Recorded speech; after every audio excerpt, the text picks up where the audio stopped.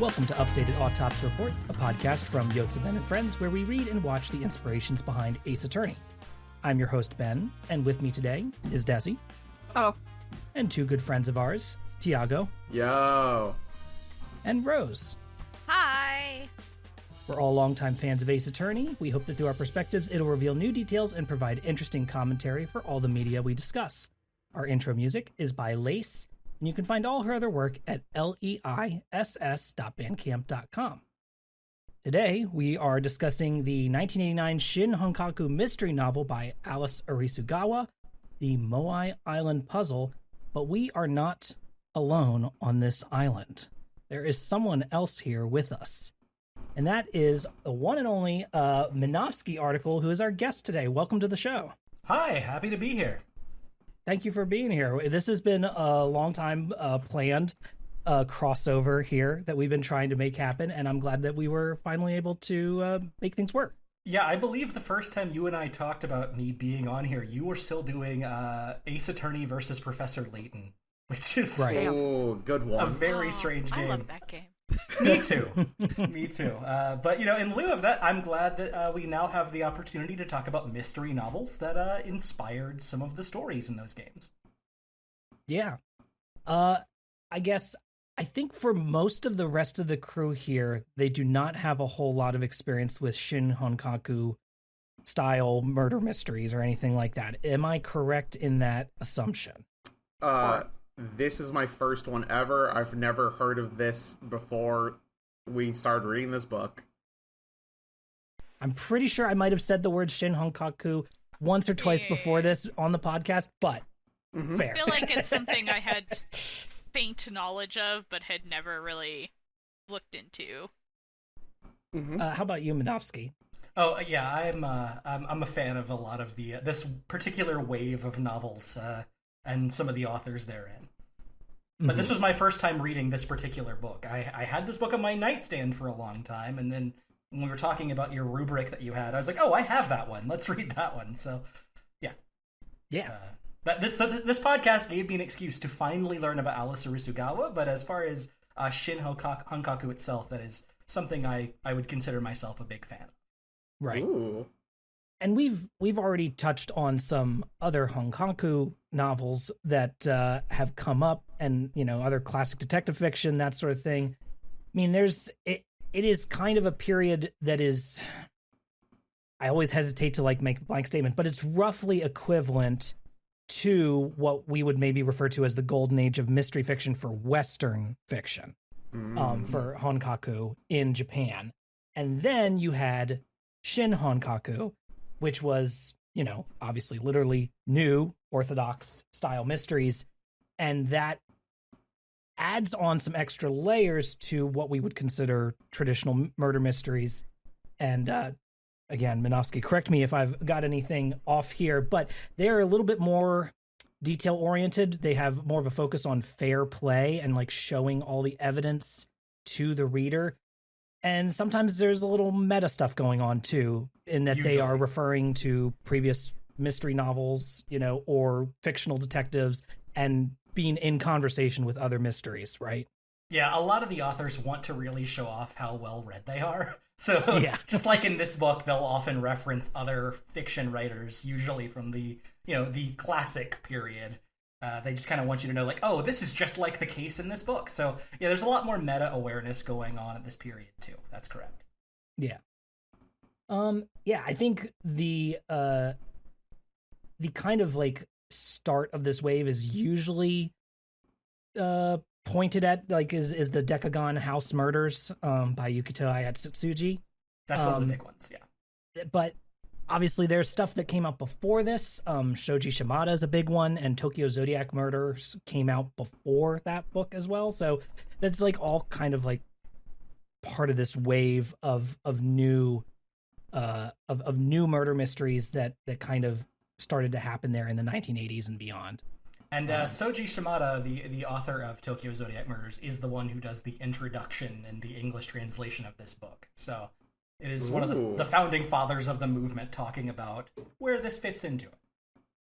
Yeah, I did appreciate that having that in the intro here to kind of give a little bit of context And it was nice to have all that history kind of summarized in one place.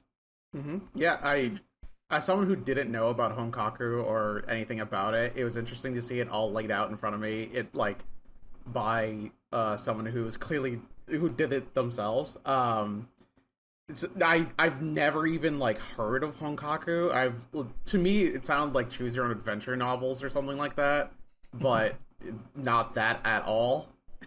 I was kind of just guessing about what it meant before I started reading it. Mm-hmm. The other thing, I guess, that I have here in my notes, just like for historical basis, is that even though this is for our crew here, this is our first time reading Alice Arisugawa. Any research that you do or any reading that you do about Arisugawa will bring up Ellery Queen, because he is very much in the style of Ellery Queen. We have not yet tackled Ellery Queen on this show, but we will. That's on the list. And like, if you, at first I was like, well, I don't have the context, right? So I can't understand necessarily where they're pulling from when they say that they're very much in the Queen style. However, one thing I did notice, this is just completely surface level observation, is that if you look at Ellery Queen's work, obviously they are all, they're famous for their titles, because they are all themed after various nationalities or places. The Roman Hat Mystery, the French Powder Mystery, the Greek Coffin Mystery. And then I looked at Arisugawa's bibliography and see things like the Swedish House Mystery, the Indian Club Mystery, the Brazilian Butterfly Mystery. And I go, oh, well, I see how somebody here is already taking that framework and working off of that. Absolutely. So yeah. Real quick on that topic, another key thing about Ellery Queen and Alice Arisugawa is neither of those are the names of the actual authors. Exactly. Alice Arisugawa is the name of a character in the book that is writing the book, but the author also goes by the character's name. Ellery Queen was two different writers going by the name of the person writing the stories. In the stories. But I will real quick say, I did a little more research because... So the Alice Arisugawa series is actually two different series. This is also in my notes, yes. Okay. Go ahead. So this is where it gets... Probably saying the same thing I'm about to say. Okay, well, this is where it gets really complicated for them. So the Moai Island puzzle is part of the Student Alice series, which is about Alice Arisugawa, the college student who's in a mystery club, who follows... the detective Igami, who's the president of their mystery club. But there's another Alice series, once again by Alice Arisugawa, that's the Writer Alice series, about an adult Alice that follows a completely different detective who works for a college. But according to Ho-Ling Wong, who translates this book and who blogs prolifically about mystery fiction, the Alice in the Student Alice series is a fictional character being written about by the Writer Alice, but Writer Alice is also a fictional character being written about by Student Alice. So how these two things work, I have no idea. But yeah, it's complicated. It's very. I'll allow it. Everyone plays by his own rules. Yeah, and again, it's this meta aspect rearing its head again with the Shin Honkaku Mysteries. I think this is kind of emblematic of it, in that you are having multiple layers already. The second you pick up the book and you see it's by Alice Arisugawa, already that name on the cover of the book means like three things here in this context. Yes, you mentioned the translator of this book, Ho-Ling Wong, who, yes, their blog is incredible. What an incredible resource. If you've never followed their blog before, I would highly recommend it. I've read some of their work over the past couple years as we've been doing this podcast, and it is just such a perfect resource of Japanese mystery fiction in general, including occasionally, Ace Attorney will come up on there as well too. So it's been a fantastic place to visit and keep up on news and things like that. And I think they did a pretty good job with this translation of the book as well. Also, Ho-Ling also did the translations for Yukito Ayatsuji's books. So when you get to Decagon House Murders, it's another Ho-Ling translation. Ooh. Yep. Well, yeah, so I think that's a lot of kind of like the history and table setting for this book. Like I said again, it was published in 1989 originally. The English translation by Ho-Ling Wong was published by Locked Room International in 2016. I will say the only real critique I have about this edition of the book is I wish it had that cool cover from the Japanese version of the book. The English cover sucks so bad. I'm really sorry. I'm really sorry, Locked Room International, but you need a better cover. This book is so good compared to what the cover is. It's not a good cover. I actually do have another critique, and this is just straight up about books in general. What is critique? I mean, Rose, it's the same critique, so you could take it. Okay, I hope it's the same, otherwise we're gonna feel silly.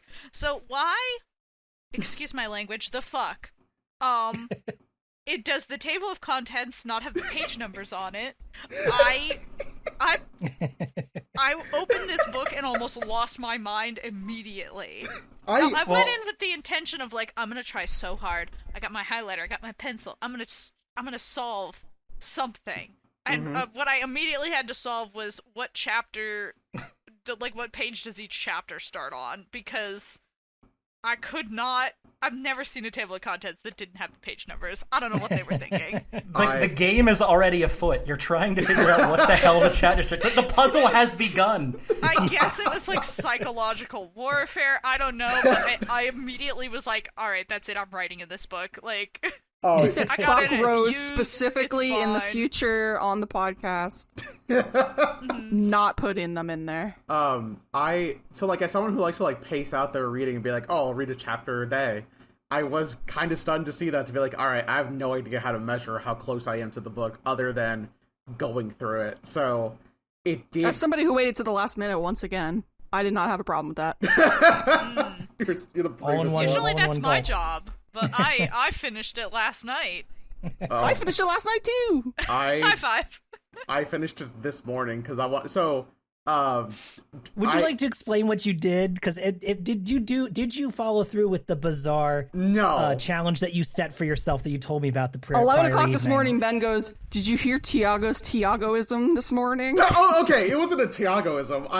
What happened? Me and Rose were hanging out in person yesterday, and we were, of course, discussing the book because there's a point in the book where it says, "Can you solve the mystery?" And Rose presented her theories, and I presented my theory, and then I immediately went, I should reread the entire book to refresh myself on the case to make sure my theory holds water. Here's the thing. I only got to chapter 1 before my theory completely fell apart. And then at that point, I went, oh, I have no need to reread this anymore. I can now continue. I'm happy to be of service. And then he got to play Dead by Daylight this afternoon. That's my sin. Don't bring that up. Don't talk about that. And I watched. Well, why were you at the Devil's Sacrament, etc., etc.? So yeah, I did not have to reread the entire book this morning like I promised because I got to chapter 1 and my theory completely fell apart, which I will discuss when we reach the part where we discuss our theories. Okay. Well, then if we've got all of our table setting out of the way, then I can go ahead and I can read the summary, and I'm going to summarize the story up until the reader challenge. Gotcha. And then we can discuss from there if that sounds all right, because I think that might be the most entertaining, at least to also talk about kind of what our thought process was at the time as well for some of our theories, because I did set the book down at the reader challenge and then write out a few sentences of what I thought could be happening, and then before I continued. So I do have my thoughts from the time as well. Fortunately for me, Tiago was there, so I immediately turned to him and presented my theory. So Yep. I have a witness on my line of thought. I also which we will go into. presented my theory to Rose, which immediately fell apart as soon as I got to chapter 1. All right. Well, you'll have to forgive me. I finished this book 2 weeks ago, so you know, you may all. Well, listen, I had to hand the book to my wife next, so if I get any details wrong, please call me out. Write a thorough call-out post online for me. The Moai Island Puzzle is a book about a fox, a chicken, and a bag of corn that you need to get across the river. No, it's actually about something else. Oh, yeah? Yeah. I don't know how to play in the space that you've now created for me. The ball came to him and now he's confused. This reminds me of a riddle. It does remind me of a riddle. Oh god, do I do the summary now? I guess now my hand's on the wheel. I can go. No, yeah, go ahead. Ben, please drive. You gave up so quickly. Our narrator, Alice Arisugawa, is in a detective fiction club with his fellow students, Egami and Maria. Maria is part of a well-to-do family that has an island where her grandfather frequently stayed and supposedly left a great diamond treasure behind, hidden via several wooden carved Moai statues that lead to it. Now, the island owned by Maria's uncle, Ryuichi Arima, he invites her along with Alice and Egami, who agree, tempted by solving the idea of solving the puzzle. They arrive and meet several family members and their various backstories. Of note, Hideto, a young man in the family who died 3 years ago on this island.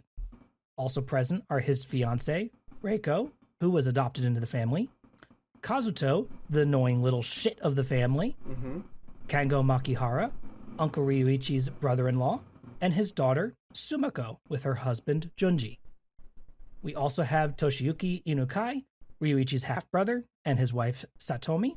And lastly, we have friends of the family, Sonobe the doctor, and Hirakawa the painter.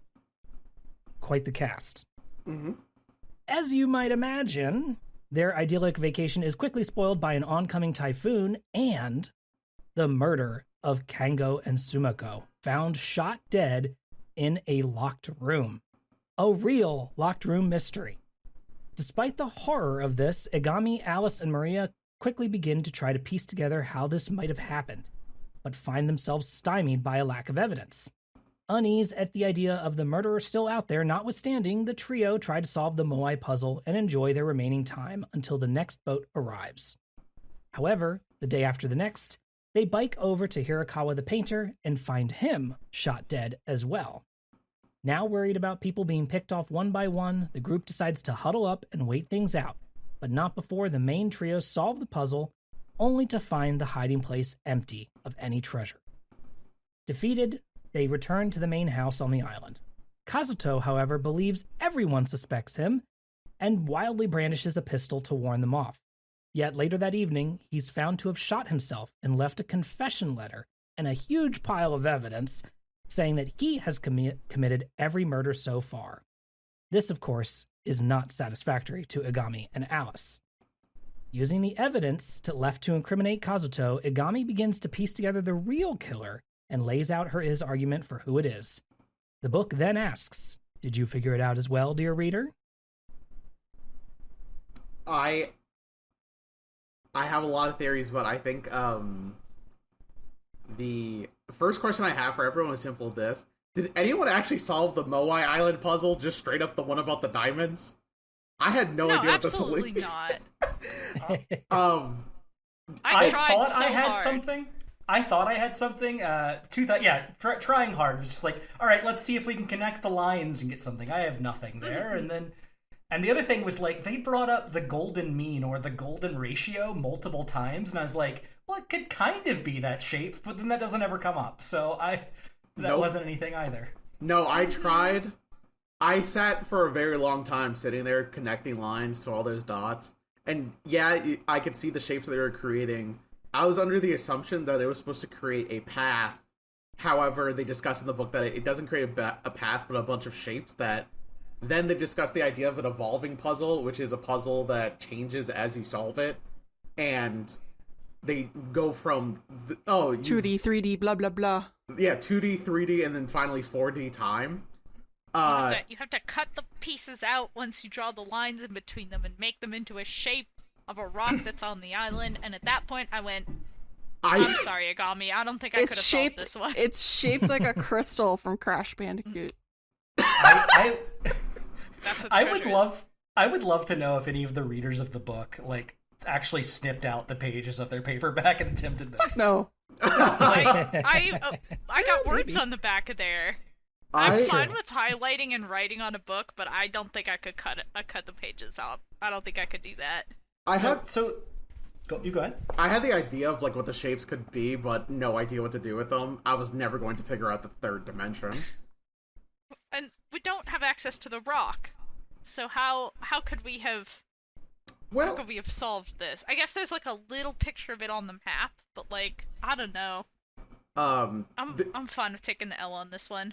There was a specific line by Alice very early on when they first reached the island, when they discussed the idea that there is a rock shaped like a diamond, but one of its points has been pulled down, stretched further down. And then once Agami cuts out the shapes and then starts making the shape, as soon as he described the shape, the like flick in my brain went off and I went, oh, that's similar to something that's been described before, but I have no idea what. And then someone just steps in and goes, it's the castle rock. And I went, oh, okay, well. Handled. Yeah, no, thank you, Alice. Thank you very much. The candle rock, yeah. The voice of Alice busts in. The voice of Alice busts into my room and tells me that I couldn't have solved it. And he's right, I could not have solved this, but I was not going to cut out the shape in my book. But I guess the point of the book is not to solve this puzzle, it's to solve the other puzzles. AKA the locked room puzzle. And then what seems to be a third puzzle introduced, but only after this, like, the reader challenge. You know what I mean? Yep. It's the bicycle puzzle. Sorry, and you had something earlier you were about to say, Minovsky? Oh, yeah. No, I was going to say that there's a few points in this book, this being an Ace Attorney Inspirations podcast, that I kind of highlighted as like, oh, this feels like an Ace Attorney moment to me. And the puzzle of turning the flat map into a 3-dimensional object, I was like, that is the kind of shit they would have added to like a DS exclusive case in an Ace Attorney game. It's the Blue Badger vase puzzle. Yes! You're so right. It's what it is, yeah. Yeah. Oh my god. Case 1-5. Yeah, it really is very much a gimmick puzzle to show off the new features of the hardware kind of thing. Just rotate the candle rock until it looks exactly like the shape of the puzzle that you've built out of these Moai statues. Until it looks like the shape of a crystal from Crash Bandicoot 3. Yeah. I mean, I did honestly get excited when we started describing this thing, because I went, oh man, I love Myst. Yeah, throughout reading this book, I definitely had the vibe of like I was playing a visual novel, and each character in my head had their own talk sprite, and as they spoke, I could see the lines appearing underneath them. The guy who's guy who's only played Ace Attorney mystery novel games, now realizing that Hokaku novels are very similar to that. I wonder why. An inspiration, one might say. As I've said, we are here to unboss baby ourselves. True. And I'm here as a reader of these things to say, yeah, but you can still put a little boss baby in there. It's okay. A little boss baby on top. It's just a as a treat. That's a treat. So, who got the murder right? Because I definitely got it wrong. Actually, before we get to that, I want to talk about one of the things in this book, which is and another thing that made me go, okay, this feels like Ace Attorney to me, but in a way that like is I don't know. But so I want to say in the print edition, it's page 84 that we get our first chart, which is the murder scene. And if you go on to read more Shin Hankaku, Japanese murder mysteries love a chart of a room. They all have like really elaborate charts in the room. But this one drove me a little crazy because, like in an Ace Attorney game, it in this scene, the chart mentions a lighter beneath the bed that no character talks about for 15 more pages. God, yeah, the lighter. I was like, why is nobody talking about this lighter? It's on the chart, and then when they finally find it, they go, it's probably not important. That was the most that was clickable. How dare you? But no, that's the moment where you get ahead of the Ace Attorney case. You know, like you're like, okay, I know this is important, but the game doesn't want me to think it is yet, so I can't use it here. I remember Iro talking about that all the time. Yeah, all the time. Oh god, yeah. we'd have Rose's gameplay corner where I'd be like, and this is bullshit. I've solved the puzzle, but they will not allow me to talk about it yet. Yep. So I will say my first dumb red herring of this book was looking at that and going like, oh, was that used to latch the door? Because they were like, oh, the lock thing doesn't make any sense. I was like, well, maybe the lighter was the latch, just because they put that as a detail. No, it had nothing to do with that. But nope. I do remember being a little confused for sure. There was a little bit where I tried to solve the locker room puzzle, and as soon as I realized that I did not have enough information, I simply went, let's move on. There's going to be something else I have to solve. And they were absolutely correct. And the thing is, the characters in the novel do the exact same thing. I was just going to say that. Like, we don't have enough information. Whatever. And then they leave. Yeah, we've got other shit to deal with right now. So I'm sure we gotta go eat lunch. Yeah, and I'm sure that once we come back, if there's something new for us to discover, then the title of the room and the Tate will come back up, in a little dialogue box so that we know that there's new stuff to interact with here. They do eat an awful lot of lunch in this book. Yeah, you get green lunch is so important. I genuinely enjoyed the characters and the writing. I found myself really liking Maria and really liking Alice. This translator did a great job. There's a couple lines that just made me laugh, out loud at work. I've got one from Alice that I particularly liked, which was, quote, I need to be nice to girls at a time like this. Yes. Honestly, what a hero. Absolutely. Yeah. When there's a murder about, you gotta be nice to girls. When members of their family have been brutally murdered, you have to just give girls a little leeway. Oh, God. You gotta respect your women. Another one I underlined here was Alice, Kazuto's being a fuckboy. And Alice is like, I'm not very appreciative of people who make comments about other people's hair. And I was like, same. I hate it when other people, shit on other people's hair. It was, surprisingly, based comment from Alice to go, Kazuto, out of all the things that upset me, somehow this is the one that I had to take notice of. Yeah. Yeah, Alice made me chuckle a couple times, and, a lot of these characters do feel very human. And, it sort of emphasizes, one of them has done this, and it's gonna suck no matter who it is, because this is a tragedy. Right. And, and I felt that. I thought that was a good touch. No one involved here isn't going to hurt someone's feelings to be discovered. Yeah, I think the characters that I appreciated the most was Dr. Sonobe and Hirakawa. The two friends of the family, because the entire time looking at this family, I'm going, damn, y'all got some serious shit going on. I'm not equipped to handle this at all. Except for the Inukais, who were just a couple on vacation. They were literally just chilling this entire time. That's the one thing Tiago and I could agree of in our discussion. The Inukais did nothing wrrong. They literally did nothing wrong. They're innocent. They're just on vacation. It's so incredible. They just run the local Dunkin' Donuts franchise. I mean, honestly, you could be forgiven for forgetting that they're even there most of the time. Oh yeah, 100%. I completely forgot who Toshiyuki was constantly. I only remembered his wife because his wife took sleeping pills, and I went, I wonder if that's relevant. One of those things it wasn't relevant. Yeah, sometimes you just need some extra members to pad out the cast who can provide one or two bits of key information at the right time, and that's about it. Although, I would never really suspect them, It is funny later, though, that Mrs. Yunukai is like, yeah, for a while I thought my husband was the killer. Yeah, even she thought, yeah. That was so funny. She didn't want it to be, but she thought he was. She's like, I faked taking sleeping pills one night to try to catch him, and then I fell asleep anyway. Honestly, bitch, same. Very side character-esque and status to just simply go, yeah, I thought I was someone else completely, and I was wrong. Anyway, and then move on. I wonder if I want to present my theory yet, but the thing that I took away the most from the story is simply I also really appreciate the dedication to re-describing the island over and over, because boy howdy did I need to know it in order to solve the final bit, and I really needed to fucking ingrain this.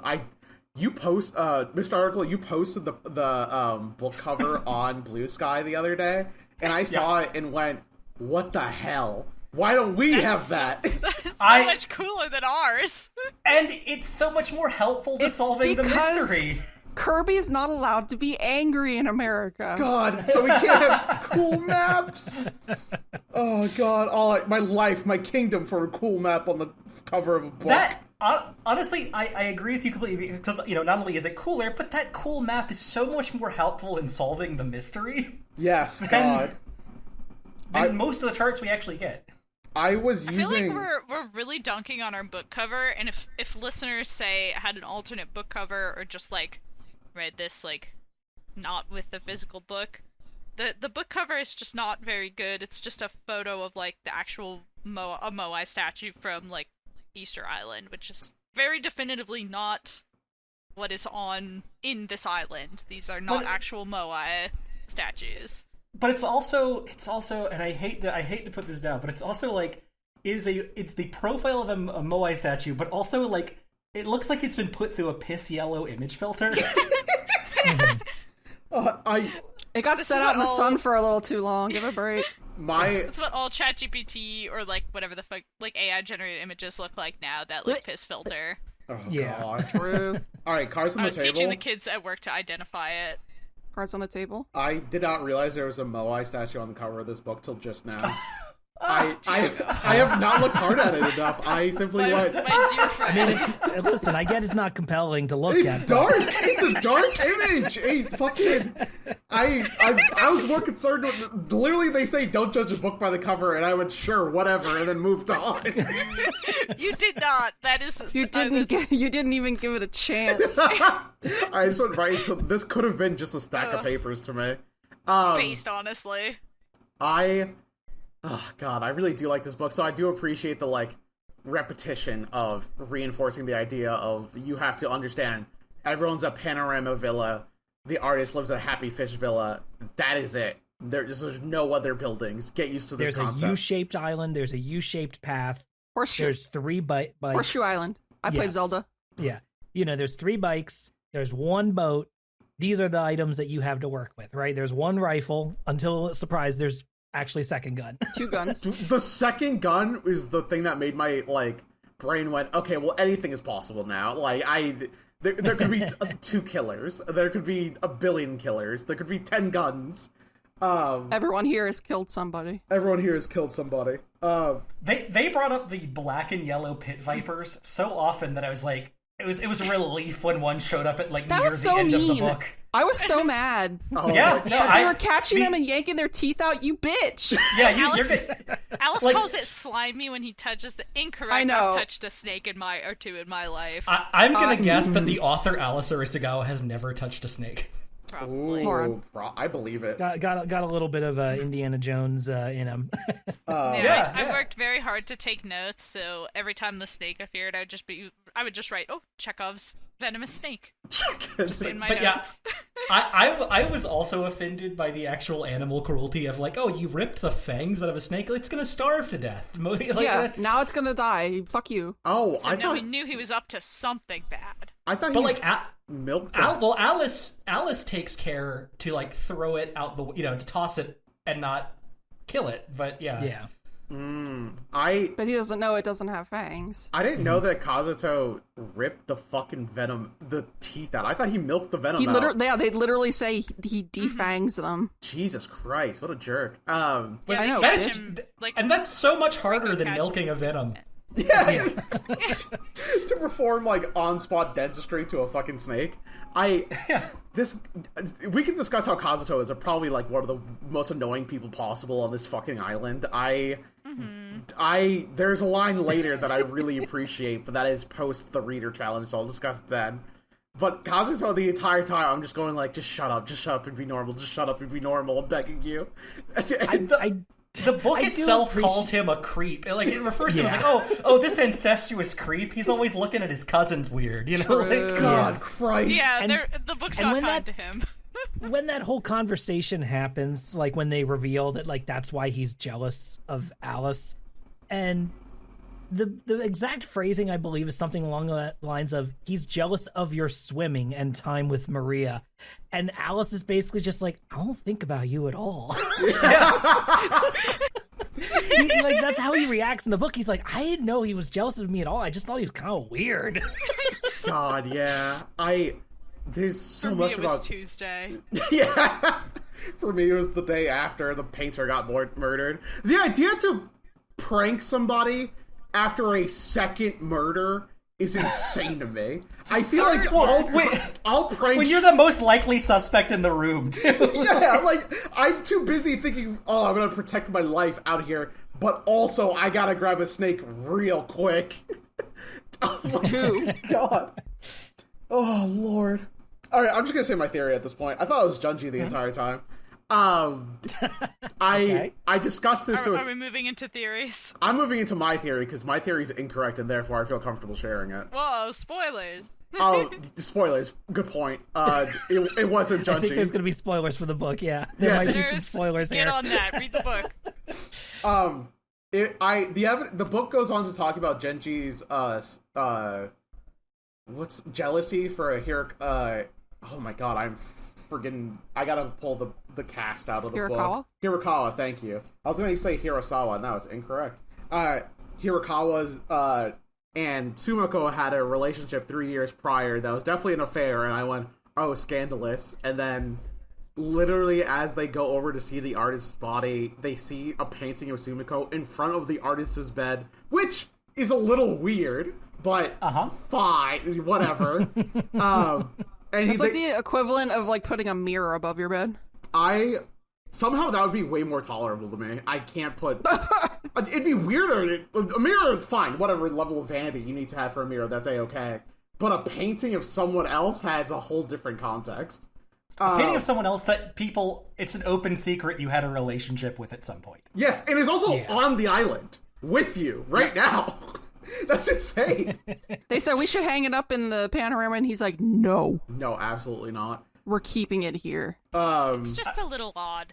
Yep. To your credit, I would also say that the book kind of goes out of its way to make Junji seem suspicious in chapter 1, because it keeps going on and on about him begging his wife to talk to her dad about giving them more money for his failing business. Yes. Which is a topic that gets dropped completely after that point. The thing that the reason I really thought he was the killer was because of not only that, but, the relationship that he has with Sumiko's father, Sumiko, and then the painter.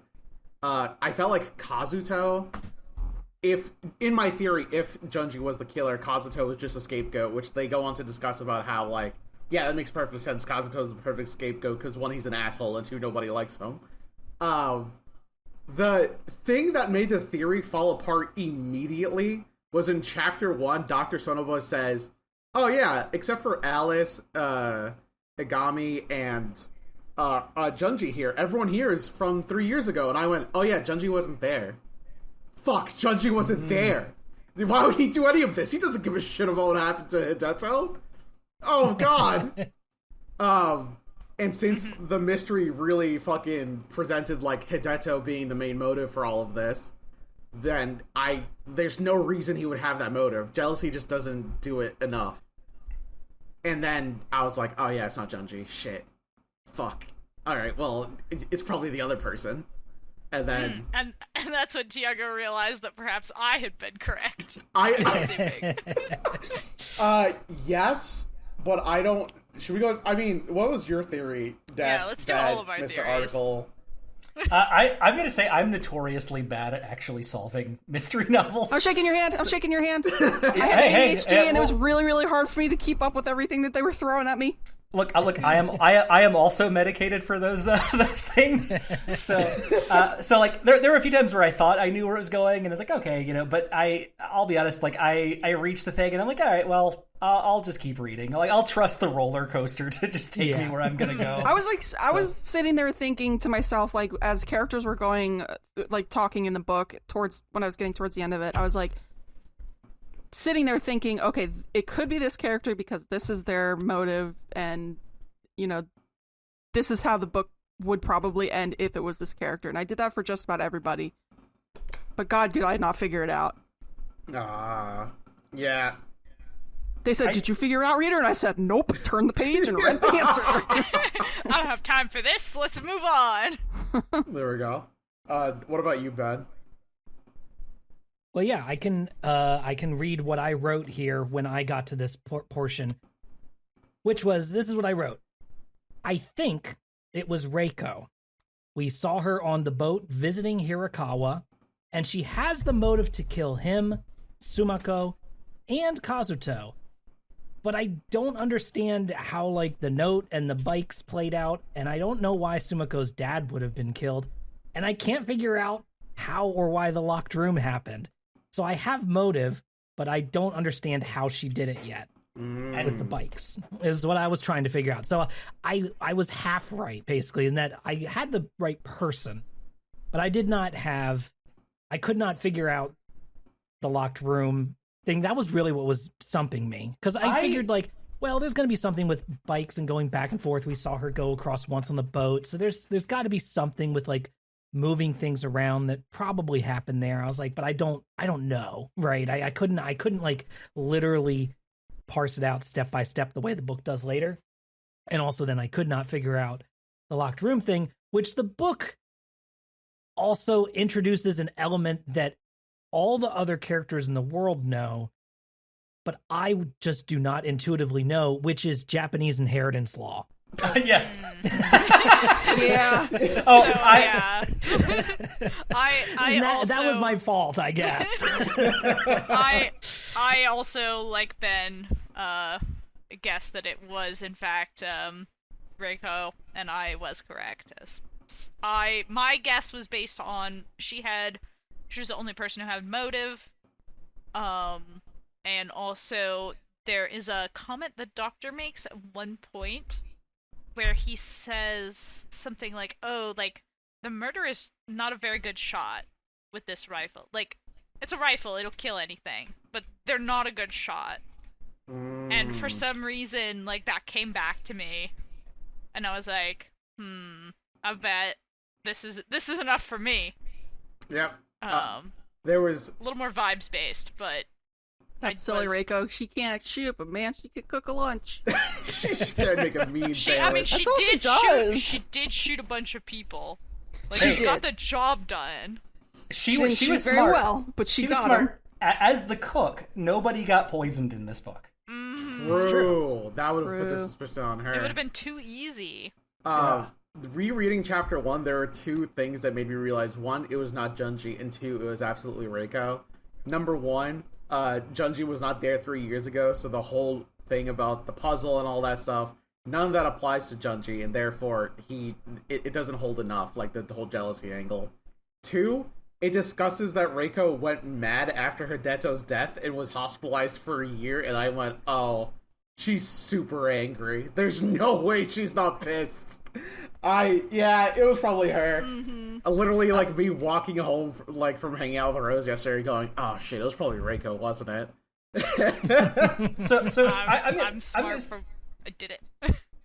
I'm gonna say this too for, like, sort of my difficulty in solving it, because I get too in my own head in the first third of a mystery novel where I'm like, oh, do I need to remember this detail? Do I need to remember this detail? Is the author putting that out for me? And this book takes a long time to get to the first murder. Oh god, yeah. It does. I actually looked up every painting that was referenced as in a jigsaw puzzle and saved them onto my phone, thinking it was going to be relevant. They were absolutely... That sounds like something I would do. They were absolutely not relevant, but now I have a bunch of cool paintings on my phones that I can look at. Tiago said, do you mind if I take some pictures? Yeah, pretty much. I was keeping track of who I'd known had fired the rifle when for gunpowder residue. Was not relevant. Oh, that's also a really good angle.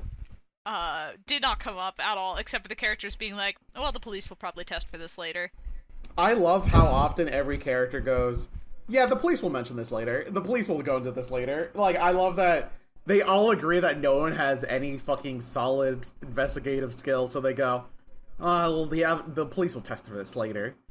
Well, there's also all of the scenes where, like, Igami and Alice are reciting sections of the Rubaiyat, where it's like this, this Persian poem, and you're like, is this involved? No, they just want to show you that they've read it.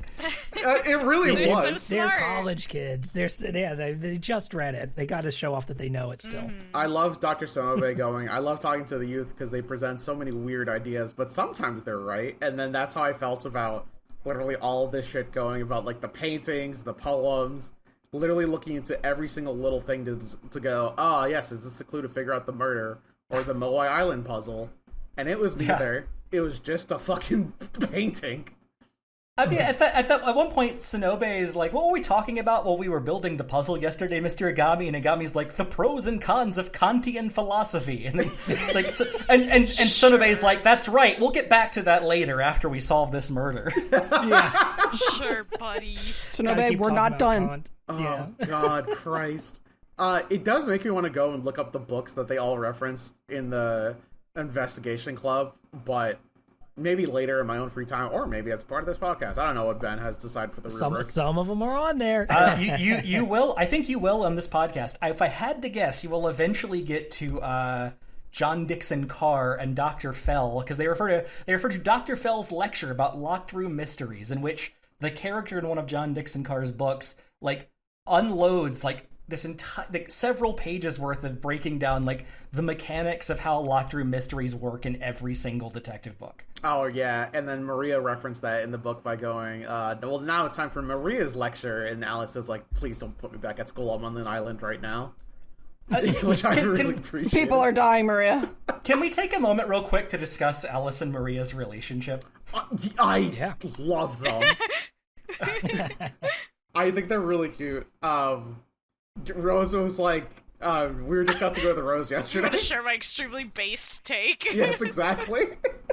I put this in my notes, and I was literally just reading this, and I was like, I think Alice and Maria are T for T. They're hanging out. And I just wrote that down, and then I forgot about it until I told Tiago, and he agreed with me, so I think I'm right. I think I'm extremely based. It also because there's a lot of discussion about, like Maria being feminine and masculine at the same time. There's a lot of discussion of like Alice being feminine and masculine at the same time. I just got some vibes. I know that's not what the author intended. I'm just having a good time in this space that I've created. Absolutely. I will say this real quick, just on that topic of like what does the author intend. The other Alice Arisugawa series, the Writer Alice series, apparently has a very large female following, specifically because the women who read it ship the two detectives together.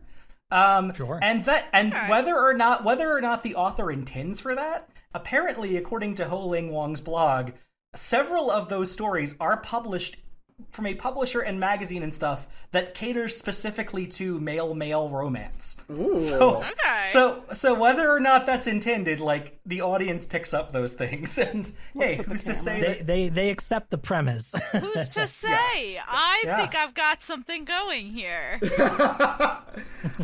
So like the relationship between Alice and Agami interested me because I was just like, Agami definitely plays the role of like the cool older senior who like has it all figured out and is taking everything calm. He's the one who takes lead in the discussion. He's our Sherlock. Our Sherlock, yeah. In a weird way, I did not interpret Agami and Alice as potential relationship. My only thought about that was simply Agami's their older straight friend, and then moved on immediately, and that's all that I had to think about. So to your credit, it doesn't seem the audience reads them that way either. The Student Alice series, which this is a part of, nobody apparently ships them. But the Adult Alice series, which is a different one, the writer of this series, people take that way. That's interesting. Two different guys. It's two different guys, yeah. Oh god, I did not. It just occurred to me. I did not know if Mr. Agami was in the. Oh yeah, Mr. Agami is not in the other series. He follows a different detective. There it is. Okay, correct. Got it. Now I'm in. Now I'm in the loop. I will say though, it is interesting too. Speaking of their relationship, that like Alice Arisugawa in this is the Watson, but not in the same way that Watson is a Watson to Sherlock. Like Igami is not at all an eccentric character. Nope. He's a normal guy. He's a normal guy of pure logic. Like he's a guy that's been hanging around the college philosophy department for too long. But like, right. Otherwise, there's nothing unusual about him. There are no quirks that pop out or anything. There's no reason that he himself couldn't be conveying this, except that we're not, like, privileged to see into his very logical mind. Mm-hmm. Yeah, it's funny almost that Igami has none of the things that you would normally anticipate a fictional detective to have. Almost every writer sits down with their fictional detective and like, I gotta give them a fun quirk. Every fictional detective has to have a fun quirk, right? But Igami, he's just well-read. He's just smart. Yeah. You know, he's but he's kind of like a straight man in this situation. And it's just like, yeah, I'm just gonna solve the damn mystery. That's it. Yeah, he just doesn't want to graduate yet. He's not done. Mm-hmm. I'm gonna let my assistant flirt with the girl, and I'm just gonna make puzzle. I'm gonna solve a jigsaw puzzle with an elderly doctor who's lonely. Yeah, honestly, like, amazing. Like, him just hanging out going, I just want to smoke and do puzzles. I don't have time for whatever. That's a vacation, man. I don't know what to tell you. Yeah. So in my mind, I know they discussed long hair Agami, but for some reason I always imagined it in a ponytail. I don't know why. He reads as like a, God, is there a character in Trigun who has a ponytail? In my mind, I could describe him and potentially draw him, but they never mentioned him having a ponytail. They only mentioned him having long hair, and I went, he probably has it in a ponytail, just to get it out of the way. You know what I mean? Oh, God. I do really like Alice and Maria, especially their conversation, the boat adventure. That is, like, fucking... It was just nice to read. It was just a nice, adorable little adventure. I think it's necessary to have a lot of these conversations with Alice and Maria, because otherwise the ending would not hit the way it does if we didn't have all these interactions between them, especially the boat one, like you mentioned, Tiago. Oh, God, the ending. Because like it, then when you get to the ending after like all the shit hits the fan, and Alice is like, well, all right, well, I didn't really see Maria after that. It's like, oh damn, this actually really did hit her hard, you know. So it works. I think. He just lost a bunch of fucking people. Yeah, oh my God, I love that Akami drawing! Oh my God, that's fantastic. I'll have to add this to the show notes, but yes, this is it needs to be Detective Conan more. mangaka's drawing of Igami. In the back of every volume of Detective Conan, you get a profile of a fictional detective that inspired Conan, and so volume 87 contains Jiro Igami. I always imagined him with a little bit more scruff on his chin because he's an elder college student. But this makes perfect sense. I think you're free to imagine him that way. Every time they call him Mr. Igami, I'm sitting here thinking, like, how did they write this in Japanese? Was it Igami Sensei or Igami Senpai or it was what? probably Igami-san, right? Possibly, I don't know. Yeah, he's like 27. I think he was like 25, to be honest. Young compared to all of us. They do mention he works part-time. Listen, you can start at 30 site. and make it. You can start again at 40 and you can make it. You can start again at 45 and you'll be... just kidding. True. You can go back to school at any time. You can stay in school until you're 27. Who cares? You can solve murders at any age. I will say, apparently it is a thing in these books that Igami is a little old and should have graduated already. Oh, yeah. Sure. I read him as a super senior, like one of those college students who just wanted to keep living it up. Which I would respect. Fuck it. And also your scruffy Igami reading I don't think is incorrect, especially in this book where they mention that by the end of it Igami has more whiskers and things because he's been too focused on the mystery. Exactly. He hasn't been shaving as much. To shave, yeah. He's staying up all night long and talking to everybody in the kitchen about bicycles. Oh my God. Why does everyone wake up at 2 a.m. and drink? I cannot drink after midnight. I will die. There was a line in this that grabbed me, which was that they mentioned oh yeah, they were up at 2 a.m., the hour of the ox, when ghosts are most active. I did stop reading at that point. I came back to, I think I read that sentence 4 times. Insane line, which I really do appreciate. Crazy that everyone on this island is just some sort of weird drinking party monster, but also I could have perfect setup for like a mystery murder. I mean, a bunch of them are Japanese businessmen, so like. Yeah, and they're all trauma bonding over the loss of the guy that they died the last time they came on vacation here. Like this was not a good retreat for anyone involved. Oh yeah, true. It's also kind of interesting to me that every time, like, somebody got murdered, and then like 5 people are like, "I'm going to bed. I'm tired. I'm going to bed." Somebody died. Aren't you concerned about your own safety? I'm gonna lock on the door. But it's also hilarious that every single one of them remembered exactly how many bicycles there were outside. Tiago, hold up. Okay. Did you just say they're going to lock their door because somebody died in a locked room? Oh, yeah. I simply live a life... They're not safe. I simply live a life where someone wouldn't murder me, and therefore I don't have to worry about being murdered in a locked room. God, that reminds me of the logic of an old woman I knew who would never, like, she used to drive my brother and I around sometimes, and she would never let whoever sat in the back seat wear a seatbelt because she had read a story once about a kid who got cut in half with a seatbelt, and for her that anecdotal danger was more dangerous than like the realities of not wearing a seatbelt. What Facebook article did they read? That's like a much more harmful version of like old British grandmas being like, you can't eat hot toast, it'll expand in your stomach and kill you. Yes. Which I've had happen to me. I've been like, what are you talking about? But like, no. But I can see this now. In a world where everyone is killed in a locked room, why would you ever lock a door? So they can't get in! I live safely in a city with neighbors, so if anyone kills me, they're getting caught. Witnesses abound. You would not catch me in a isolated island. On a crescent moon-shaped island full of Moai Yeah, with the boats not coming back for 5 days. I thought the typhoon was going to take out the radio antenna. It did not. I got red herringed there.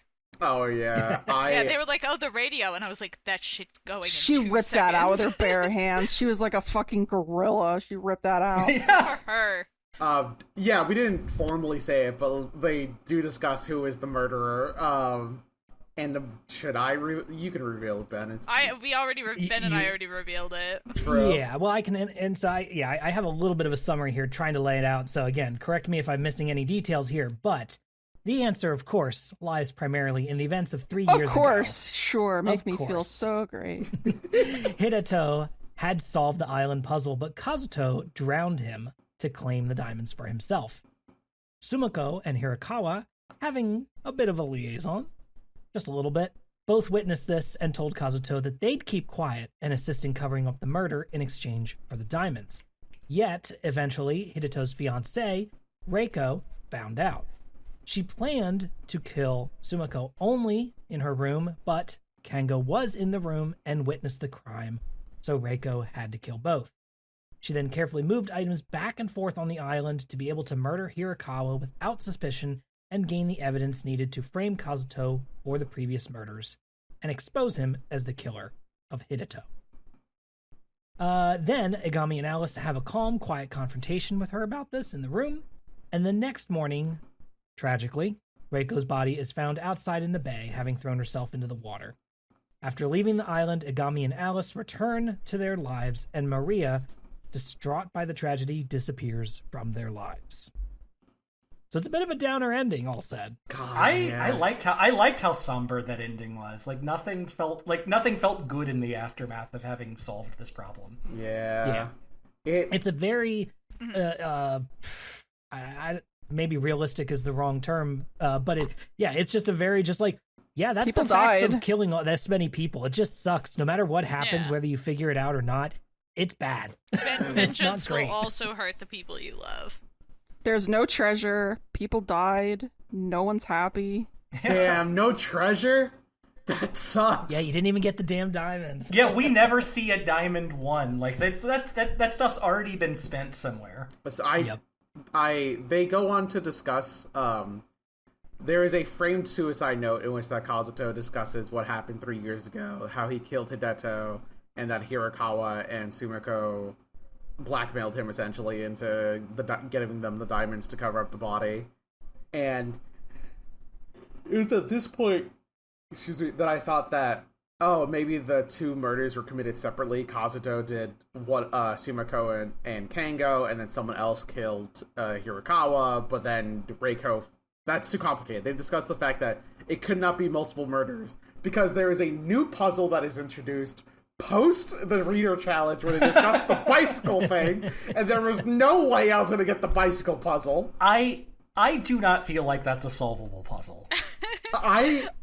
I sat here and went... I was struggling. My roommate was like, do you know who did it yet? And I was like, no, he's just talking about bicycles. He's just talking about bikes. It got me locked in. I became more and more convinced I was right as he talked about the bicycles, but I was also just like, what? Stop.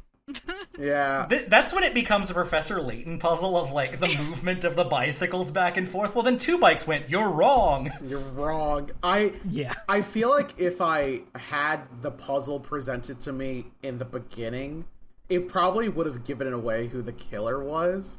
Because when you realize the solution to the puzzle is someone did not use a bike to bring the rifle over, we then recall, oh yes, we all saw Reiko on a boat this afternoon going to Hirakawa's villa. But then the boat, when she did it, was not available, so she swam one way, did the killing, swam back, then took a bike, and then took a bike back, like, and you're supposed to intuit all of this, as Igami has, from seeing a tire mark on a scrap of paper. I feel like the tire mark... Smart. You're so smart, Mr. Igami. Thank you. That moment was a real, like, Ace Attorney-esque moment for me, because the timing in which the tire mark was put onto the map gave away who the killer was to Igami. And then Reiko goes, huh? Even she's confused by that? And I'm like, yeah, me too, man. Me as Alice sitting here going, I don't get it either. It was kind of crazy, but, like, I feel if the reader was presented with this quote-unquote bicycle puzzle beforehand, then I feel like the killer would have been given away at that point. So I understand why it had to be post-reader challenge, but I also feel like I could not have solved it. I could have only intuited that it was Reiko through motive. And maybe if I had my good friend Maya with me to tell me to turn about my thinking a couple of times, then maybe I would have come up with it. Mm-hmm. Well, luckily, Igami seemingly also exists in the universe of Ace Attorney characters and Columbo villains, where if you present the right evidence, the person immediately confesses to their crime. Oh, God, yeah. This happens all the times in Sherlock Holmes as well, as we've discussed. Yep. Incredible that she folded immediately. She literally... Not only did she fold, she came to them and said, yep, you got it. I guess she was kind of done, but still. I've been getting some vibes just kind of, like, from the downstairs. I was in the kitchen, I could just feel it. You guys were figuring things out upstairs in your room, so I figured I'd just come over and spill the beans. Thank God Maria's not in the room. I think if I started, when I was thinking about the bike puzzle, I did consider at one point almost laying things out a la a Professor Layton puzzle with, like, little, objects to represent each bike and, like, sliding them back and forth on a map. And the second I thought about doing that, I was like, nah, that's fine. I don't need to do that. I don't actually need to go to that much effort. But I don't think, again, I could have ever solved the locked room puzzle. Oh, God, I might have been able to eventually get the bicycle puzzle figured out. But the locked room itself required something that I would have had to done way more research on. And also made a big leap of logic, I think. Here's the thing. With that, I didn't know that she loved Junji like that. Fair! They talk about how she's very devoted to him and how she's moved on and she's happy now. But I would simply just die. I would not... I don't have the fortitude for that shit. Oh my God! Entering a mind palace, yeah, you dying and being like, "Wait a minute, she's smarter than me." But I would, if I would just die, be like, "I'm out." Yeah, if I die a couple seconds later, or at least that it looks that way. Yeah, if I lay on my dad, so if I lay on my, this... if I bleed out on top of my dying father, the inheritance law will help my husband's failing business. But if I leave the room, she didn't necessarily have to like him like that. she knew she was gonna die, so she just said whatever. It's a lot of effort for whatever. It's kind of interesting because she doesn't take the time to put out a dying message to, like, say who the killer is. She doesn't care about that. She understands that, yeah, she deserved it. She simply goes, alright, I gotta make sure Junji gets the big bucks. I gotta make sure he gets it. Poor Kango was just here. Catching strays. Literally. Straight up just, like, a cool dad. Yep. Oops, dropped my lighter. Drop my lighter. My daughter gets shot in the same room I'm in while I'm searching for my lighter in the dark. Then I get shot and hit my head on the table and bleed to death. Oh my god. He's unconscious, I guess. He probably, like, just went out. I don't know. It sucks. Well, I think revenge is bad unless if the scene had been filmed, it would have been filmed almost like a morbid Coen Brothers type scene, right? Yeah. Oh, absolutely. Bang, boom, boom, fall over, hitting the head on table, lighter tumbles under bed. I can very see blood simple. Yeah. Yeah. Oh god. Yeah, We just watched No Country for Old Men, so I can already see freaking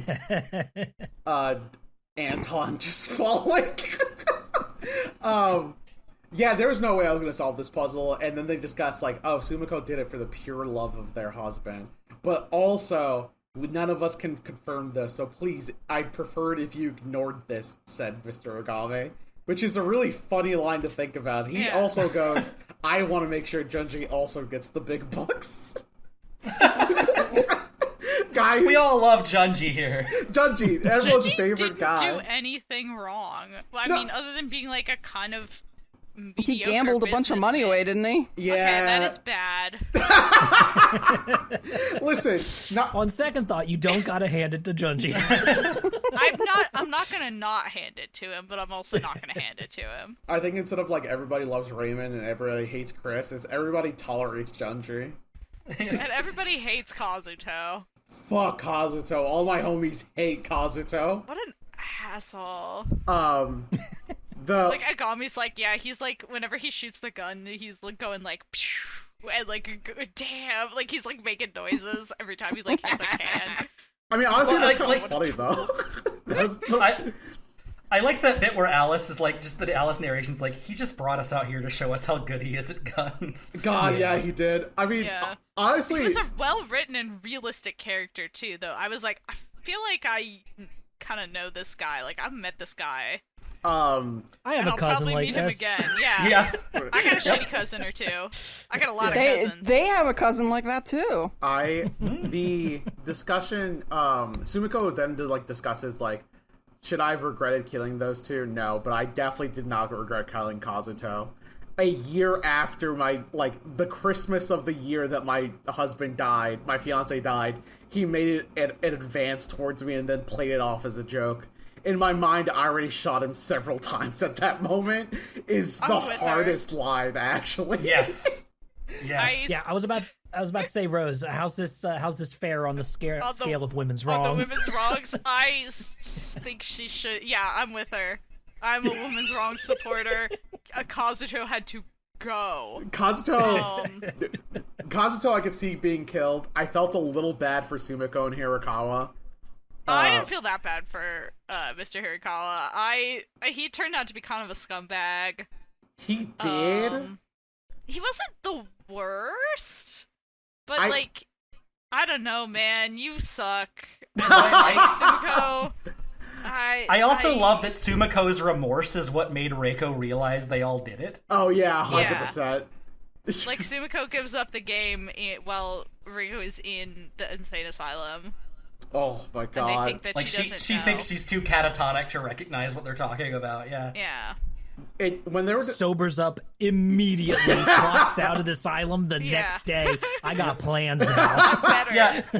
Yeah, she said that saved me from madness. That giving me the thirst for revenge was how I did not fall into depravity. Like, I was imagining the room. I think I am gonna put a support of women's wrongs in this one. Despite the collateral damage of Kango. Yeah, well, Ben, if you got killed by one of your brothers because they were jealous of you, I too would go crazy and then come back and kill them on an island. Yeah, I think the collateral damage of Kango is pretty bad and does make it a little less cut and dry for me, which is probably good writing or something. There's a little complexity there. Yeah. Because it's not as black and white as some other ones we've done, where I'm just like, yeah, kill his ass, girl.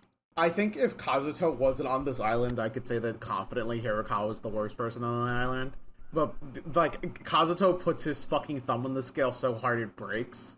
Like, it's incredible. Hirakawa sinned, he's lusting after a married woman, and that's about it. Well, he also took the money. Well, the blackmail. I forgot about the blackmail. For the diamonds. I forgot about the blackmail for the diamonds. Oh, I now remember the blackmail. Yeah, alright, I get it. But he also was like, in his diary entry, he discusses like, oh, I wonder what Kazuto and Sumiko are thinking about our sins on this day. I won't be able. It would be a tough night. Feeling bad doesn't turn you into the police, though. Like, sorry, buddy. True. Fair play. This is an easy one. Like, this is wrong. Perish. I forgot to say, the entire time they were discussing Reiko at the hospital, I was imagining it as the room in which James' wife in Silent Hill 2 was in.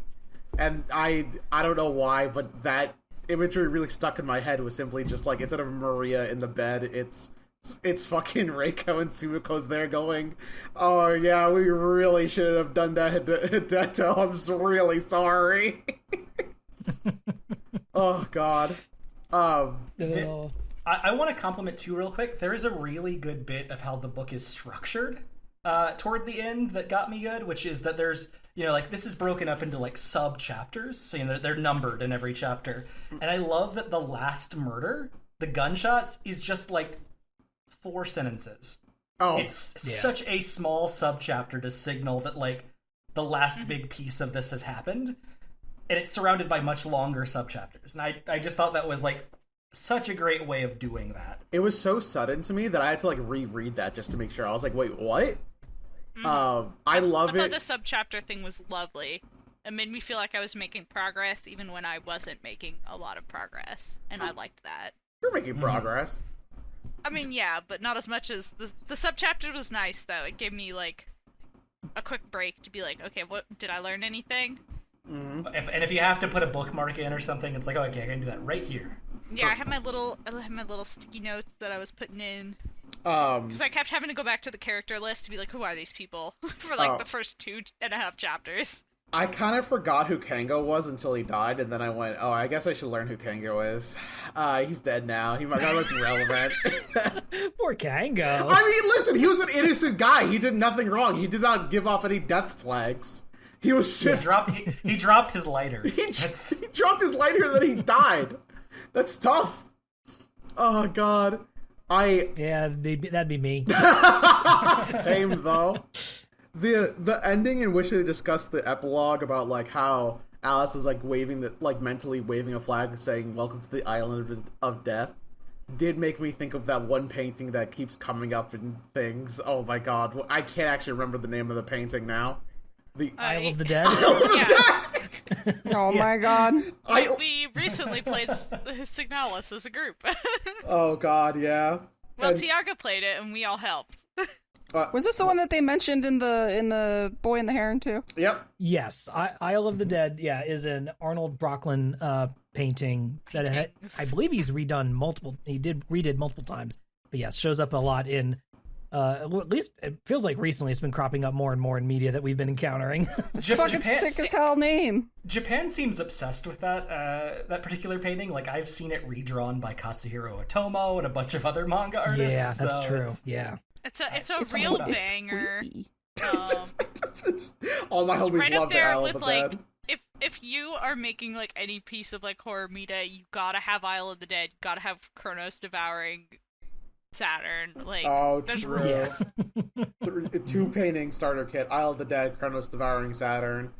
3rd painting, your choice. Like, it's Delia's choice. It surprised me. Real quick, I feel like we all figured out that the reason the jigsaw puzzle was was destroyed was because the gaps in the puzzle spelled out the Japanese characters for Reiko, right? We all intuited those must that be some somehow. really small It pieces. was really obvious. Yeah. Yeah. I knew. It took me a minute. I'm gonna be honest. I did not get that one first. No. But I did eventually come around to like, oh, maybe it was something like that. Maria. It had to be evidence, right? It was my intuition. I mean, obviously, it had to be messed with because in some way it pointed in one direction. But I was like, well, if it's not written on the pieces in blood, then maybe, I don't know.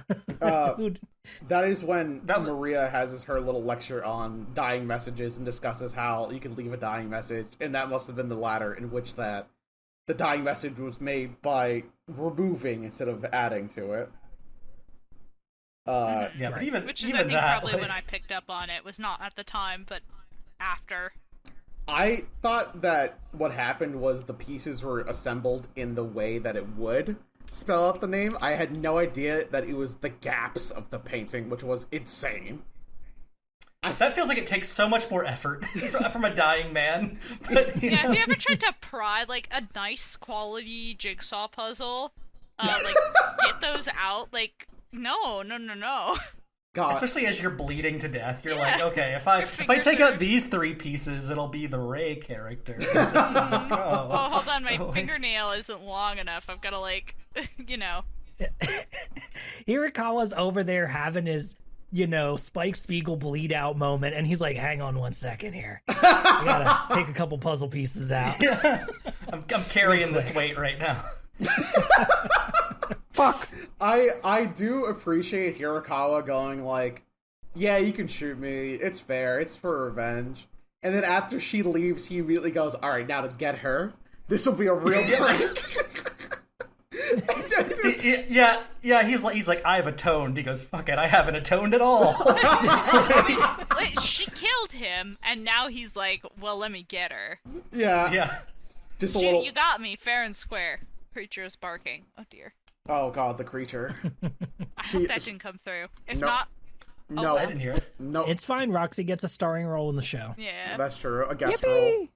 role. Mm-hmm. It is The the ending room. did really hurt though, because I actually really liked Maria, and as soon as she was no longer a part of the cast, I was like, oh, this sucks. Actually, that's when the tragedy It's hit. supposed to suck, and he's like, "Oh, maybe I'll see her again," and I'm like, "Ooh, Ooh, I hope so," but ooh.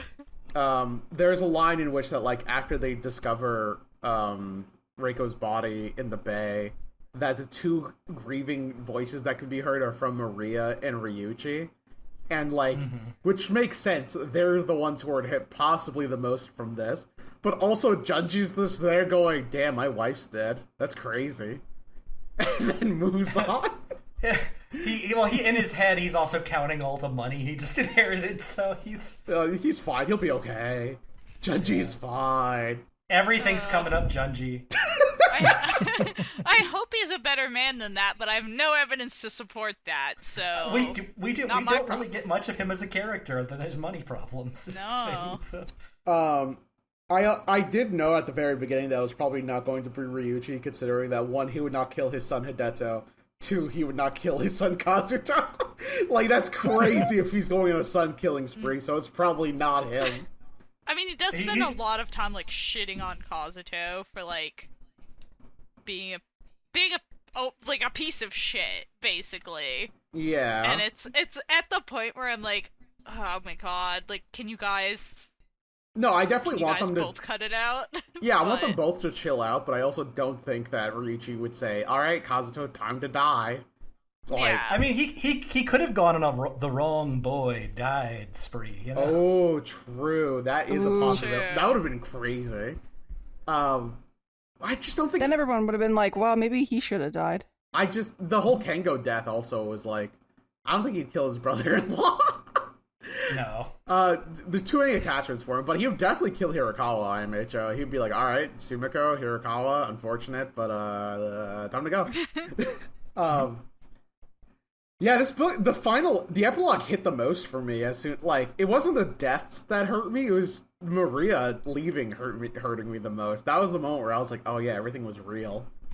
Everything happened." The horrible aftermath of your revenge plot. God, that you don't even have to stick around and unpack. Yeah, I hope Maria's okay wherever she is. Mm-hmm. And unfortunately, we don't know because none of the other Alice Arisugawa books have been translated into English yet. Oh, Shaking that his is fist. a I was about to genuine say, bummer. this is the only one. Yep. Yeah, so we do not know. I mean, I'm sure if I did some Googling, maybe I could find that out, but I don't know. Yep, I'm never going to know. Hopefully someday in case we'll get more of these. Yeah, in case you're listening, Locked Room International, forget all the awful things you said about your book cover. Please bring more Alice Arisugawa over. Okay, you can put the contents, table contents, put the page numbers in this time. Yeah, I genuinely. Rose says, you can bring it over, but there's one caveat. Yeah. I'll help you. Call me. I'll count Genuinely. pages for Minovsky, you said. If the worst thing we can say about this book is that the cover the small press was able to give it is not a good cover, like that's a pretty good book. Like you did well, Locked Room International, but just better cover next time, please. Yeah, I did genuinely love this book. It like we've been doing additional media stuff past Ace Attorney for a while now, but all the other stuff we've done, I've been listening to the audiobook just because hands are free. It's nice that way. But, like, this was, like, the first actual book that I read for this, and I was actually just, like, entranced. It's been a while since I read a book for the sheer, like, enjoyment of the book. And it's pretty fun. Who knew that reading is fun? Who knew? I watched Reading Rainbow as a kid. I know. Weirdly enough, I actually didn't watch Reading Rainbow as a kid. I only heard about it afterwards through, like, osmosis. Not too late. You think I could go back and watch LeVar Burton? Yeah. Very easily. He's still there for you. True. My man Burton's still there waiting for me in the rainbow. I But bet you don't there's an take my word for archive.org collection somewhere out there. Oh, it's probably on YouTube along with, like, all the Bob Ross videos. But I gotta say, I really enjoyed this book. I almost have, like, no complaints about it. I feel like some of the puzzles I did not have enough context to solve, especially the bicycle puzzle. But, well, because the challenge is very specific, right? They go, can you solve it not by using intuition, but by using logic? And I think I could have solved it using intuition. I could not have solved it using logic. Yeah.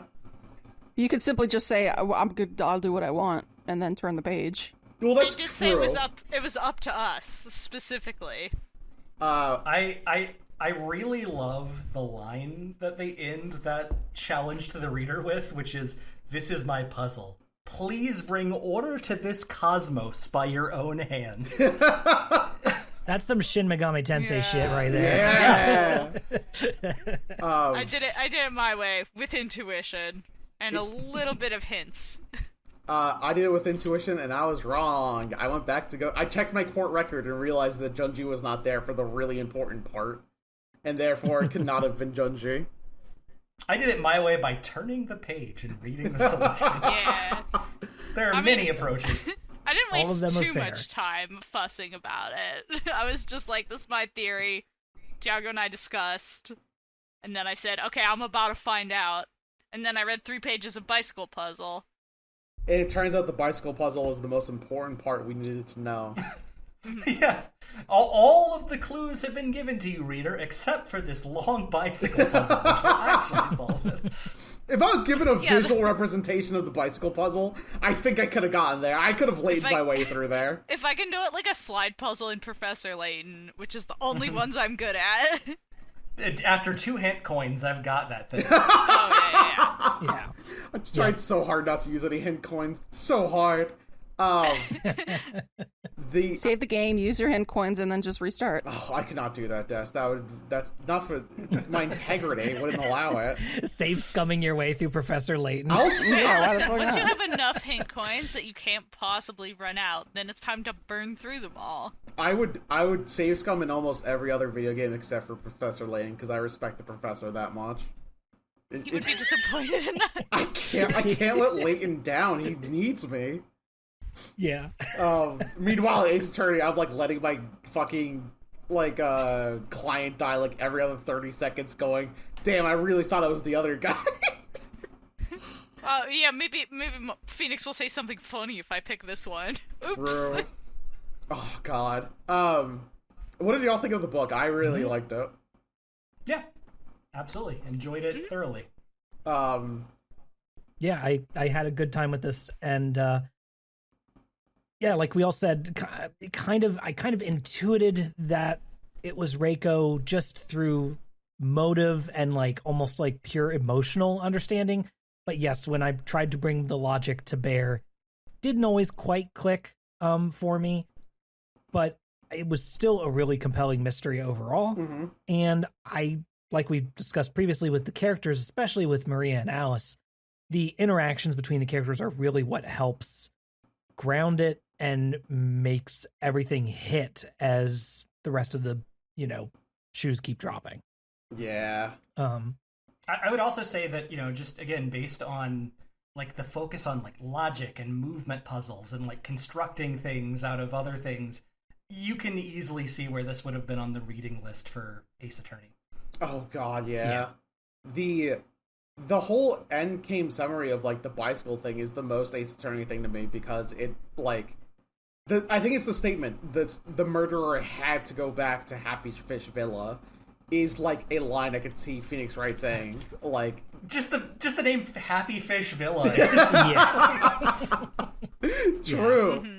That's absolutely a location just outside of Gordy Lake or whatever. A location you have to go to 5 times before Lotta Love pops up. Oh my gosh. True. And like yells at you for like 30 minutes, and then you have to do a silly side quest for her. Yeah. That's my friend. Yeah. I do. She's my friend. I will say real quick then is that yes, this book specifically has not been mentioned by Shu Takumi, but he has mentioned in the past that he really admires and has read a lot of Alice Arisugawa work. So presumably that means this was in there in the mix. Yes. And Takeshi Yamazaki has also specifically said that Shin Honkaku mysteries were very influential to him before development as well. So that was really the impetus for putting this on the list, not only because it's influential, not only because it's the only Alice Arisugawa book in English currently, but also because both of them have kind of talked around this exact like ballpark of book. And I was like, well, it's got to be on here. And now that we're through it here, I think it's pretty clear where those building blocks have kind of rolled down the hill into Ace Attorney's DNA eventually. Oh yeah. I mixed like 3 metaphors there, but you get the point. Yeah, makes sense to me. This feels like it would be a good Ace Attorney mod. Oh god. Somebody out there needs to build their own case around it. Put them all on an island. Yeah, honestly, that'd be kind of sick. If 100 Ace Attorneys dropped onto an island, I will up in Miles style. Edgeworth into the ocean in the rowboat. Then the winner is the true Ace Attorney. No, Larry, you can't bring a rifle to this island. Larry's a Kazuto so bad. No, he's better than that. He's better than that. Let him at least be a Hirakawa. Larry It's is true. He's better not than bad. that. Oh god. This actually makes me want to read more Shin Hokaku stories. Like, that's the thing about it, though. So now I kind of have. I've got some good news for you, buddy. Oh god, as soon as Mr. Article said like, oh yeah, this is the only Alice Arisugawa book in English, I was like, oh no, my friend Alice, I can't read any more of him. But There's 2 different Alices. It's important to keep in mind, I think. But your friend Student Alice, who you know and love. Oh god, in my mind you said there was 2 Alices, and my brain immediately went to like the Sonic Adventure 2 cover with like one Alice posed to Sonic, one Alice posed to Shadow. Oh my god. Exactly like that. That's probably their dynamic. Oh god. But yeah, don't worry. The Tokyo Zodiac murders will be coming down the pipe at some point, as well as the Decagon House murders. I might sure, like to and come back for those if you'll have me. Got a handful of other ones, so Oh yeah. always happy to have you. But yeah, I guess, does anybody else have any other last thoughts here? I think before we wrap up here. I don't know. I did, like as Tiago said, I really enjoyed this one. I have read a bunch of like Western detective fiction sort of thing. Like I'm a big Sherlock Holmes girl, so it's fun to branch out, and it's definitely something that I'm excited to do more of. This was really hard to read as somebody who has a hyperfixation that is not this. You're so brave, Des. You're so brave from. I know. You made it. You're the strongest soldier. You finished it. You finished it. I had to read this at work, and people were like trying to get me to do work, and I was like, no. I had fan fictions I could have been reading. I have books to read. We're reading this near the end of the summer. So I actually think that this is like kind of a poignant book to read, right? Like, because along with like their vacation ending, our vacation is ending as well. Mm-hmm. And yeah, it is. What vacation? We're adults. We work regular hours. Well, metaphorically speaking, you know. God. Well, Tiago and I did go on summer vacation, vibes. so. I haven't had a break. What are you talking I'm a about? summer guy. I love the summer. I'm always sad to see the summer ending. I love autumn. Oh, could not be I'm me. actually with Des. I'm a big autumn girl. I think I'm the. I get to wear my Starscream sweaters. Wait, I guess now we're polling the group. Ben, Mr. Article, what season? Are you a summer or are you a autumn? I'm an every season but winter person. Like, Ben's a Virgo. Wow. All right. I thought he was a Leo. No, I just missed it. Anyway, I'm a fall guy as well. I do like the brisk weather. But as long as the weather's nice, I can deal with any season. So. Did you say fall guy? As long as I can withstand any trauma as long as it has meaning. I want to go outside and look at plants and animals, so the 3 seasons that let me do that are my favorite. Yeah. Oh, yeah. What about winter animals? What What about winter animals? I like them too. I just don't get to see as many. True. Yeah. Hiking in winter sucks. Well, since winter keeps disappearing. well. Yeah, too real. Go back. Let's talk about something fun. The fucking squirrels never went to sleep. They decided to eat our cars. What? We can't be talking about real life things right now. That's not even yours. It happened to my car, bitch. Oh yeah, good point. Wait. It happened to my car first. Oh yeah, my fault. Hold I forgot. on. You guys live All together. right, That's I feel like Now we're getting off the rails. we're getting off the rail. You know what? We kept it together pretty well for this one. 'Cause It's it has, not like, a sad fucking ending. UAR without a fucking tangent of some Yeah. sort. That's true. That's true.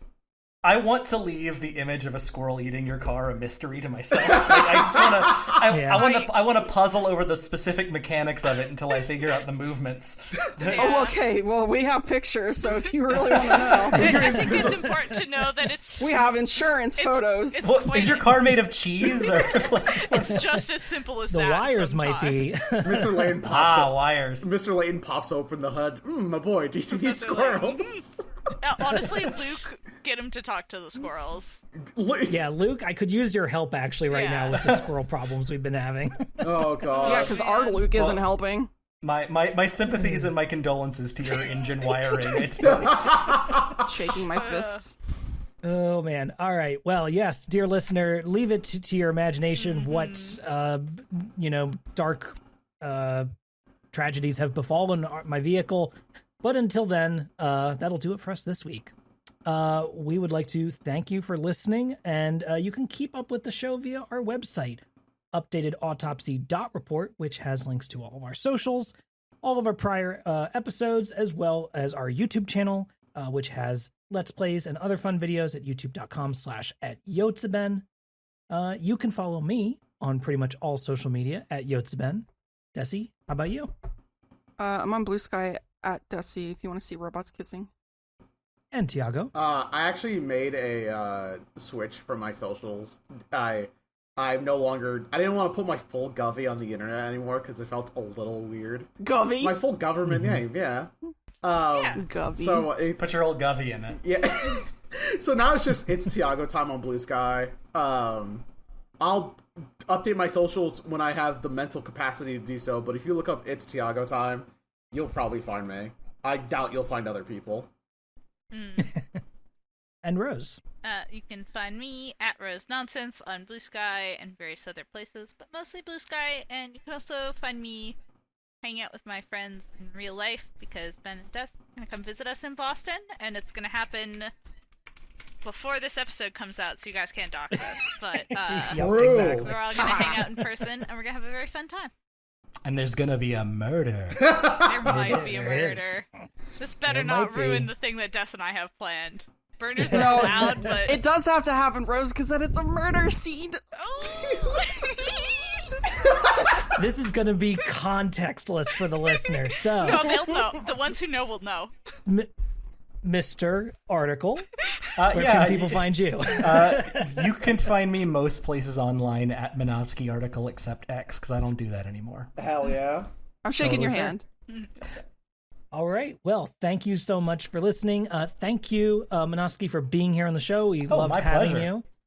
And yeah, for all of our listeners, be sure to rate and review us on Apple Podcasts or your favorite podcast platform. Begging you. Next time, we are going to be going back to that beautiful well known as Columbo. Yay! We're going to be watching Short Fuse from 1972. That's what One of Tiago's favorite Columbo episodes. It's and Peter one Falk. specifically Peter cited. Falk. Peter Yep. Falk. One specifically cited by Takumi as one of his favorites as well. So we shall see what that looks like next week, or 2 weeks from now. 2 weeks from this episode airing. We will cover Short Fuse featuring Columbo once again. Thanks, everybody. Bye. Bye. Bye.